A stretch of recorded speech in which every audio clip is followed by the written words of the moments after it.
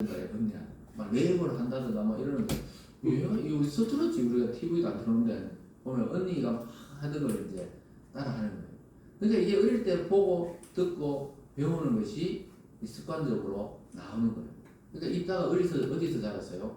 하나님의 성전이 아니고 이방 그 무녀의 아들로 태어나서 거기서 어느 순간까지 자랐던 것 같아요. 그런 걸 보는 거예요. 이방 신전에서 예배 드리는 거, 막 서원하는 거. 그러다 보니까 자기가 하나님을 믿으면서도 이 잘못된 서원을 탁 순간적으로, 왜냐 입다도 큰 장수였지만 암몬이 막 어마어마한 군사를 이끌고 오니까 두렵잖아요. 하나님이 이긴다고 분명히 성령을 통해 이야기해도 두려운 거예요. 그래서 자기가 뭘 해야 될 것 같으니까 하나님 진짜 승리하고 오면은 내가 제일 먼저 나오는 사람을 번제를 드리겠다, 이렇게 약속을 해버리는 거예요. 거기 30절과 31절입니다. 그가 여호와께 서원하여 이르되 주께서 과연 암몬 자손을 내 손에 넘겨주시면 내가 암몬 자손에게 평안히 돌아올 때 누구든지 내 집 문에서 나와서 나를 영접하는 그는 여호와께 돌릴 것이니 내가 그를 번제물로 드리겠나이다 하니라. 그러니까 하나님이 세운 지도자인데 하나님을 전적으로 믿지 못하고 있는 모습을 보게 됩니다. 왜냐하면 믿습니다 했는데 막상 저기 눈앞에 보이니까 막 두려움이 몰려오는 거예요. 그래서 내가 뭐라도 약속을 걸면 하나님이 더 잘 들어주실 것이다, 이렇게 생각을 하는 거예요. 예전에, 요즘은 잘 그렇지 않지만 예전에 어머니들은 막 아들 못 놓으면, 교회 다니면서도 못 놓으면 하나님이 아들을 주시면 목회자로 만들겠습니다. 교회 다녔던 분들은 그런 말 많이 들어봤죠. 목사로 만들 테니까 아들을 주세요. 아들도 태어났어요. 니는 목사해야 된다. 어릴 때부터 계속 이야기하니까 애는 목사할 생각이 없는데 계속 목사해야 된다. 그냥 막 신학교까지 가고 막 전도사 생활 하다가도 안 하는 사람 많아요. 왜냐 자기 소원이 아니니까. 이 콜링이란 거, 부르심은 자기가 받아야 되거든요. 엄마가 아무리 그래가지고 목사 된 사람도 가끔 있어요. 있지만은 하다가 그만두는 사람도 많이 있습니다. 왜냐하면 자기가 아무리 이거 목회를 하고 이게 애들 뭐 전도사 때는 주일학교 가르쳐보고 이래도 안 맞는 거예요. 자기가 알아요. 이건 내 길이 아니라는 걸 알아요. 그래서 그냥 뭐 카페 하거나 이런 친구들도 있습니다. 신학을 다 했는데도 우리처럼 신학 한다고 다 안수 받는 게 아니에요. 그냥 하다가 하는 사람도 있고, 또 어떤 분은 그냥 평신도로 있잖아요. 신학을 했지만 성교를 하는 분들도 있고, 뭐 그런 다양하게 이렇게, 왜냐 끝까지 가봐야 하거든요. 목사 안수 받기 직전까지 하나님이 그런 걸 판단하도록 우리 마음에 감동을 줘요. 또 환경을 주고, 또 옆에서 선배 목사님들이 이야기해 줍니다. 다른 일 알아보는 게 낫겠다, 이렇게 이야기해 주기도 하고, 아니면 나는 아닌 것 같은데 목회자가 맞다고 또 이렇게 하는 경우도 있어요. 근데 가다 보면 그게 맞아요. 이렇게 돼야 되는데 막 엄마가 서울에 있으니까 애를 막 그래 만들어 놓으면 나중에 괴롭거든요. 이게 자기 길이 아닌데. 그런데 어떻게 돼요? 소원을 오늘 설마 있잖아요. 그 대문에서 뭐 양이나 소나 개나 뭐 이런 거 떼어나올 줄 알았겠죠. 그래서 일단은 막 급하니까 이렇게 소원을 했습니다. 근데 하나님은 소원을 안 했더라도 이미 승리를 약속했기 때문에 큰 승리를 하나님이 주셨습니다. 그래서 잘못된 열심으로 그냥 우리가 자꾸 뭘 걸고 할 필요는 없어요.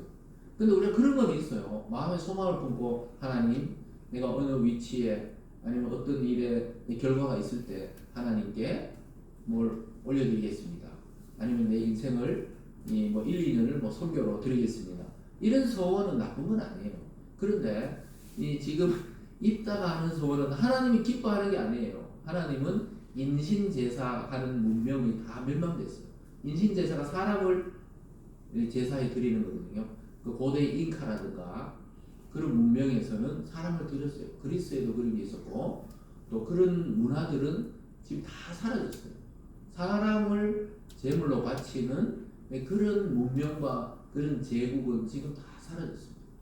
역사적으로는 뭐 어떻게 평가할지 몰라도 하나님은 인신제사를 가장 싫어하거든요.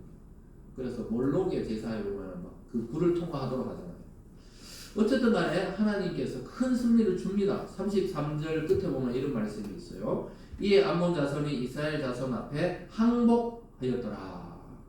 이 암몬은 한 나라고, 이 지금 길르앗은 한 족속이잖아요. 그런데도 승리를 주신 거예요. 항복했다는 거예요. 우리가 졌다. 그리고 뭐 그 자세한 내용을 읽어보면요, 하나님 막 승리를 줬어요. 그 자기들끼리 막 치기도 하고 막 아몬 사람들끼리 네, 그랬습니다. 그래서 하나님이 하시는 일은 이처럼 빈틈이었고 완벽한 승리를 주십니다. 그래서 입다의 서원이 하나님의 일에 영향을 미칠 수가 없었습니다. 그래서 완전히 잘못된 서원이 오늘 말을 한 거예요. 그리고 이 서원 때문에 승리를 주신 게 아니에요. 하나님이 네가 나가서 아몬을 쳐라. 그럼 승리를 주시겠다. 이렇게 말했습니다. 여러분 삶에 있어서 아무리 급박한 일이 있어도 끝까지 하나님을 의지하시길 주님의 이름으로 축원합니다. 오늘 마지막에 보면 결국은 그 승리가 변하여 슬픔이 된 날로 기록되는 것을 보게 됩니다. 이따가 이제 전쟁에서 승리했잖아요. 큰 승리를 거두고 이제 길라앗으로 돌아옵니다. 그래서 막 이스라엘은 막 잔치집 같이 막 난리였어요. 이 기쁜 날이 막 곧 이어서 슬픈 날이 됩니다. 여러분 인생은 정말 알 수가 없어요. 어떻게 될지 전혀 알 수 없습니다. 우리가 막 그렇게 더웠다가 며칠 전부터 갑자기 아침에 나오니까 선선해지잖아요. 이 계절이 바뀌는 것도 우리는 알 수가 없어요. 그래서 막 더울 때 하나님이 막 온도를 낮춰버리니까 온 세상이 그냥 시원해지는 거예요. 그러다가 하나님 또 온도 올리면 또 올라가는 것이죠. 참 신기하죠. 이 계절이 바뀌는 것도 우리는 눈치채거나 잘 알 수 없는데 인생을 어떻게 알 수 있겠어요? 그래서 막 이따가 승리하고 막 좋아가지고 막 사람들 막 환영하고 이럴 때 쫙 오는 거예요. 그때 누가 나옵니까? 오늘 보면 소고 요즘 말하면 탬버린 막 치면서 앞에 막 아빠 하면서 문 열고 나오는데 보니까 자기 무남 동료예요. 다른 자식 있는 것도 아니에요. 딱 한 명 있는 그 외동딸이 막 춤추면서 아빠 왔다고 막 신나게 이렇게 나오는 겁니다. 그 아버지는 꿈에도 생각 못했죠. 자기 딸이 나올 걸 생각 못하고 막 그래서 너무나 은통해가 막 옷을 찢고 탄식합니다. 그래서 승리의 기쁨이 가시기도 전에 막 가슴을 찢을 듯한 고통이 몰려오는 거예요. 34절과 35절입니다. 입다가 미스바에 있는 자기 집에 이를 때 보라 그의 딸이 소고를 잡고 춤추며 나와 영접하니 이는 그의 무남 동료라. 입다가 이를 보고 자기 옷을 찢으며 이르되 어찌할꼬 내 딸이여 너는 나를 참담하게 하는 자요 너는 나를 괴롭게 하는 자 중 하나로다. 내가 여호와를 향하여 입을 열었으니 능히 돌이키지 못하리로다 하니. 참 무남 동료예요. 얼마나 이뻤겠어요. 그 딸이 막 딱 속어치면서 나오는 거예요. 집에 가면 아이들이 보통 어릴 때는 그러죠. 아빠 하면서 이러죠. 애들 좀 크면 있잖아요. 방에 있는데 방에 있는지 없는지 몰라요. 들어가 보면. 애 보면 있어. 얘 막 아빠한테 인사 안 하고 왔어요. 이제 이렇게 이래 될 때 되면은 대화를 많이 안 하는 게 좋아요. 근데 애들 어릴 때는 어때요? 아빠 하면서 그러잖아요. 지금 아직 지아 같은 나이는 막 아빠 하면서 이렇게 나오려고 해요. 근데 제가 만약에 하나님 교회를 1000명으로 부흥시켜 주시면 딸이 둘이니까 하나는 바칠게요. 만약 이렇게 기도하는 거랑 마찬가지라 이거예요. 그럼 먼저 누가 뛰어나올까? 지아가 뛰어나올 확률이 많은데 지금. 그러니까 그렇게 하면 안 되잖아요. 그러니까 이런 엉뚱한 소원을 자기도 모르게 하나님 앞에 해버리는데 구약에서는 이 소원을 무르기가 굉장히 어렵거든요. 하나님 앞에 맹세했기 때문에 자기의 지도력이라든가 여러 가지 하여튼 복잡해요. 그래서 막 내 입에서 지금 하나님 앞에 이 말을 했는데 어떻게 하냐 지금 이렇게 이야기하고 있습니다. 그런데 이 입다의 딸의 신앙이 더 뜨거워요. 아버지요 그냥 바치세요 이렇게 말합니다. 어린 나이가 아니었을 거야. 나를 그냥 바치세요. 하나님께 맹세하셨으니까 내가 그냥 하나님의 그 번제물로 바쳐지는 거 아깝지 않다. 나 그냥 바치세요. 아버지 그 말씀했으니까 바치세요. 이 신앙이 이렇게 뜨거워요. 입다의 딸이 36절입니다. 딸이 그에게 이르되 나의 아버지여 아버지께서 여호와를 향하여 입을 여셨으니 아버지 입에서 낸 말씀대로 내게 행하소서. 이는 여호와께서 아버지를 위하여 아버지의 대적 암몬 자손에게 원수를 갚으셨음이니이다 하니라. 입다의 딸이 막 엄청나게 그냥 막 이 신앙이 뜨거운 아이였던 것 같아요. 그 아버지가 하나님께 맹세했는데 그대로 하세요. 그래서 하나님이 큰 승리를 주셨는데 괜찮다고 소원을 철회하지 마세요. 이런데 사실은 구약에도 소원을 철회하는 그 방법이 있어요. 하나님께 뭘 물고 뭘 하고 하면은 소원을 내가 진짜 정신이 나갔습니다. 하나님 미안합니다. 못 지키겠습니다. 내 딸을 어떻게 번제로 바치겠습니까? 하고 물으면 되는데 아마 이때 아마 사사시대 이럴 때는 아마 소원을 물을 수가 없었던 것 같아요.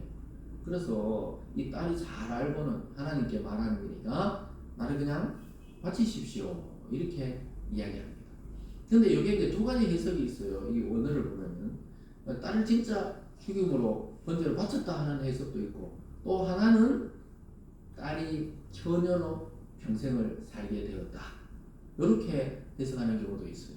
그래서 이게 둘 다 열린 해석이에요. 무슨 말인지 알겠죠? 죽었다, 무조건 죽었다, 무조건 죽어야 된다 이렇게 해석하는 것도 뭐 나쁜 건 아니지만 의미상 그러지 않고 하나님이 설마 그 딸을 바치는 걸 또 허용했겠나. 그 자세히 보면요, 딸로 처녀로 죽었다 이 말이 평생 처녀로 살다가 죽었다는 의미도 원어적으로는 들어가 있다는 거예요. 그래서 우리가 잘 해석을 해야 되거든요. 그래서 여러분은 둘 다 알고 계시면 돼요. 이랬다 저랬다 하는 게 아니고 해석상의 차이가 있다. 저는 두 번째 해석을 좀 따릅니다. 제가 있던 동부교회 김석태 목사님 죽었다 그래서 슬프다 이렇게 생각하시는데, 저는 이렇게 보면서 다른 해석을 보면서 딸로 처녀 딸로 죽었다. 제가 이 해석을 여러 군데 찾아보니까 그렇게 해석하는 게 더 제가 딸이 있어서 그런지 정서상 결혼하지 않고 처녀 딸로 죽었다. 그 당시에는 그게 수치거든요. 수치고 또 가문을 이을 수도 없고 그렇잖아요. 그리고 이 딸 처녀 딸로 죽어가지고 그 옆에 있던 그 나머지 여성들이 매년 그 시기가 되면 같이 명절처럼 같이 사흘 동안 통곡했다. 이렇게 이제 이야기합니다. 어쨌든 하나님이 주신 큰 승리 뒤에 이런 슬픔이 다가옵니다. 그런데 이 딸이 아주 특이한 제안을 합니다. 아버지 보고 2달만 시간을 달라는 거예요. 내가 처녀로 이 인생을 마감하는 게 너무 억울하니까 우리 친구들하고 가서 산에 가서 자기 죽음에 대해서 애도할 시간을 달라고 요청합니다. 37과 38절 우리 같이 읽어볼까요?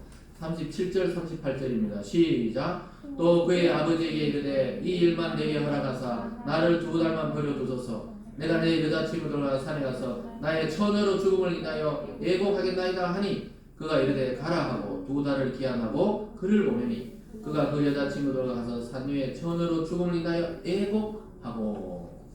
그래서 처녀로 죽었다. 우리 이렇게 자꾸 죽음에 방점을 두는데 처녀로 살다가 죽었다 이렇게 해석하는 것도 나쁘지 않다. 왜냐 이런 두 가지 해석이 있다는 걸 여러분들이 알아야 되거든요. 하나님 막 번제로 그래. 아이고 이 딸을 막 싱싱한 딸을 그냥 번제로 태워 올렸다. 하나님 기뻐할 리가 없잖아요. 그래서 아마 이 죽음같이 가슴 아팠다 이렇게 보는 것을 저는 그 해석을 선호합니다. 그래서 친구들과 애곡하고 2달 만에 집으로 돌아오겠습니다. 여러분 같으면 어떡하겠어요? 그래 아버지 보고 올라가겠습니다 하면, 제가 만약에 이 딸이 딸이면은 2달 동안 멀리 도망갔을 것 같은데 멀리 가서 아마 해외에 가서 망명자로 살더라도 그럴 것 같은데, 이 딸은 2달 동안 그래 친구들과 시간을 보내고 애곡하다가 다시 돌아옵니다. 그래서 여러분 이 입다의 딸이 이렇게 금식하고 애곡했을 때 온 길르앗이 이 전쟁에 승리한 것보다 이것에 대해서 같이 애곡한 거예요. 그러면서 영적으로 같이 부흥이 일어나기 시작하고 하나님을 생각하게 되고 같이 기도하게 되면서 공동체의 부흥이 일어나게 됩니다. 그래서 이 딸의 희생을 통해 길르앗 전체의 신앙이 살아나게 되는 경우를 보게 됩니다. 39절과 40절입니다. 2달 만에 그의 아버지에게로 돌아온지라 그는 자기가 서원한 대로 딸에게 행하니 딸이 여기 나오죠. 남자를 알지 못하였더라. 이 참 결론이 그렇잖아요. 딸이 그냥 죽었다라가 아니고 딸이 남자를 알지 못하였더라. 그래서 이 원어적인 해석에서는 보면은 딸이 남자를 알지 못하고 평생 죽은 것 같이 죽은 것처럼 여성으로 처녀로 살다가 죽었다. 이렇게 해석을 합니다. 그래서 여러분들 자유롭게 생각하셔도 되지만은 이 두 가지 해석을 잘 보면서 저도 막 이렇게 죽었다 그냥 하면은 뭐 깔끔하긴 한데 또 이렇게 또 뒤쪽을 보면은 남자를 알지 못하고 이게 살아갔다 이렇게 말하고 있는 것을 보게 됩니다. 그래서 길르앗 사람이 입다의 딸을 위해서 나흘씩 애곡하더라. 아까 제가 3일을 그랬는데 4일이네요. 4일씩 애곡했다는 거예요. 전적으로 하나님을 믿지 못하고 이방 제사처럼 그 소원했다가 이런 엄청난 아픔을 겪게 됩니다. 자기 딸이 계속 그렇게 만약에 죽었다 해도 가슴 아프고 만약에 처녀로 계속 살아가는 걸 봐도 이 아버지가 참 자기가 소원을 끝에 하나님께 잘못된 소원을 해가 이렇다 이러면서 조심하고 또 조심했겠죠. 그래서 이 입다의 딸이 헌신함으로 공동체가 부흥이 되는 역사를 보게 됩니다. 사랑하는 여러분, 우리가 입다의 역사를 살펴보면서 하나님이 주신 큰 승리 이후에 인간적인 생각으로 그걸 거두려 하면 안 된다는 거예요. 그래서 여러분, 신앙은 우리 뜻대로 안 됩니다. 결국 하나님의 뜻대로 되는 줄 믿으시기 바랍니다. 그래서 처음에는 지루해 보이고 참 했던 소리 또 하는 것 같고 듣던 소리 또 듣는 것 같아도 말씀을 차곡차곡 우리의 신앙을 말씀으로 다지지 않으면 다른 걸로는 계속 흔들려요. 뭐 꿈을 꿨으면 꿈을 꿀 때뿐이지 그냥 꿈꾸고 나면 뭐 현실에 오면 아무것도 없는데 환상을 봤다. 예를 들어서 환상을 볼 땐 좋은데 또 현실에 가보면 아무것도 이게 아닌데 그래서 어떻게 해요? 현실을 살아내는 힘은 말씀이 우리 속에 딱 해서 떼가지고 내 문제와 내 근심 걱정을 또 육체와 영혼을 딱 치료할 때 그게 정확한 응답이거든요. 그래서 말씀보다 더 큰 응답은 없는 것입니다. 여러분들 하나님 앞에 뭐 그럴 일도 없겠지만 우리가 불필요한 소원이나 약속을 할 필요 없어요. 하나님 말씀이 감동될 때 그 말씀 붙들고 내 삶을 살아가시면 하나님 주신 큰 승리를 맛보는 줄 믿으시기를 주님의 이름으로 축원합니다. 기도하겠습니다. 사랑의 하나님 아버지 감사드립니다. 하나님 오늘 말씀을 통해 우리에게 하나님의 말씀과 약속을 믿고 끝까지 나아가라고 요청하고 있습니다. 하나님 입다는 큰 용사였지만 자기도 모르게 잘못된 소원을 통해 딸에게 큰 슬픔을 안기고 자기 자신도 평생을 그렇게 마음 아프게 살아가게 되었습니다. 하나님 아버지 우리가 믿음을 통해서 살아갈 때 다른 어떤 것도 아닌 말씀을 차곡차곡 우리 마음에 쌓아서 믿음의 집을 튼튼히 지어서 승리하는 신앙으로 우리 모든 성도들이 나아갈 수 있도록 축복하여 주시옵소서. 감사드리며 예수님 이름으로 기도드리옵나이다. 아멘. 다 같이 314장을 찬양하며 준비하신 예물 드리겠습니다.